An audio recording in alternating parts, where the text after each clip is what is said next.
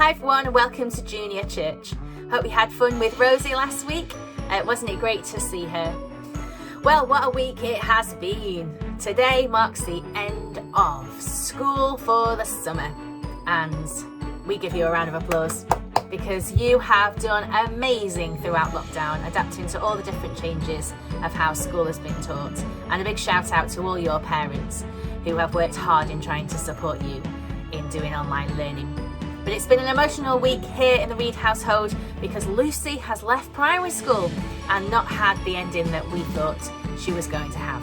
She's not been away, she's not had end of school assemblies and graduations, but the year has been marked by a Zoom assembly with some of her friends who were in school. Lucy was here at home and we've tried to mark the day with her. You'll see some photos of her on her final day that we took later on in the video. But how's your week been? Has it been an excellent week as you've finished all your online learning? Has it been emotional as you leave year 6 or year 11 as you finish your GCSEs, or maybe you're finishing A-levels and heading off into university? Wherever you're up to in your school life, we have been praying for you all as it's all been so very different this year. Our story today is how another story from Jesus, how we live in an imperfect world, how we live with good and bad and how they exist alongside each other. And our story comes from the Gospel of Matthew chapter 13, verses 24 to 30 and verses 36 to 43. It's about the wheat and the weeds. When you hear the word wheat, I want you to give me a thumbs up. And when you hear the word weeds, I want you to give me a thumbs down. I'll be watching. But here is the parable that Jesus told to the crowd. The kingdom of heaven is like a man who went to his field and sowed wheat. But while he and his family and his workers were all sleeping, the man's enemy sneaked into the field among the wheat and sowed weeds. And then he sneaked away without anyone being any the wiser. But when the wheat sprouted, the weeds appeared as well. The servants of the man who owned the field came to him confused. "We thought you sowed wheat. Where did the weeds come from?" "Well, that was the work of the enemy," the man said. "Do you want us to pull them out?" the servants asked the man. The man shook his head. "No, if you pull out the weeds, you will destroy the wheat. Better to let them grow together, and then when harvest comes, I'll tell the harvester to gather up and bundle up and burn up the weeds, and then collect the wheat and store it in my barn." When Jesus had finished the parable, he left the crowd and went into a house. And that's where his disciples asked him to tell them the meaning of this parable. And this is what Jesus said. "The Son of Man is the person who sowed the wheat. The field is the world, and the good seed that produces the wheat stands for the sons of the kingdom.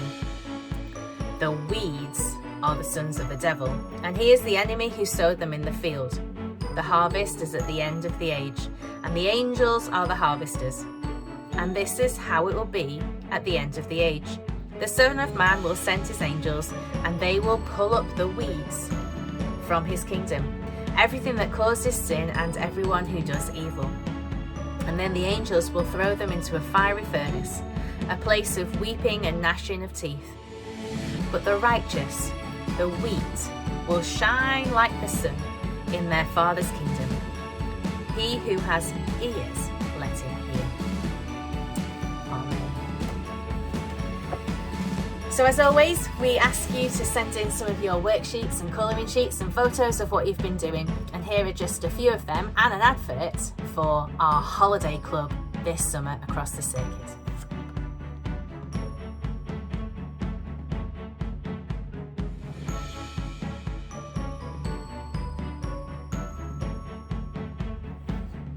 So in the parable, Jesus shows us that good and evil, good and bad, exist alongside each other, and we live in an imperfect world.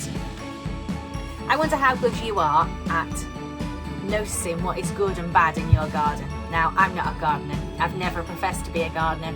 I've never tried to garden, and it doesn't really interest me at all. I enjoy sitting in them, however. I wonder if we could this week learn a bit about our garden. Can we spot the good plants from the weeds? Do they grow together or do they not? Have a look on your daily walks as you walk around at other people's gardens and maybe in the park. Can you spot the good plants and the bad plants? And as we ponder this and as we learn about this and as we think about the good and the bad, I wonder how we can be the ones to help spread the good seed. The good seed being the good news of the gospel, the love of God, to people around us, to our friends, our family and our neighbours. So I hope you have a great week ahead. Some of you, I know you might be going away on holidays. We're allowed to do that now, or going to visit friends and family and maybe staying overnight somewhere. But whatever you do, however you mark the end of your school year, I hope you're going to do that well. And I want to pray for you all as we end. Loving God, as the school journey ends, we thank you for being with us throughout this strange year. We thank you, God, for being near us as we learnt at home. We thank you, God, for surrounding us when we struggled. We thank you, God, for loving us when we were cross. We thank you, God, for smiling with us when we learnt a new skill. We thank you, God, for showing us the importance of the small things in life. We thank you, God, for listening to us when we prayed about the big things in life. We thank you, God, for being present at the end in July. And we thank you, God, that you will be there at the new beginning in September. Amen. So I hope you have a great week. Don't forget to download your worksheets and your colouring sheets and let us have a see at what you've been doing. Send us your photos and your little notes and pictures, because it will be great to share them with everyone next week. Have a great week. Bye.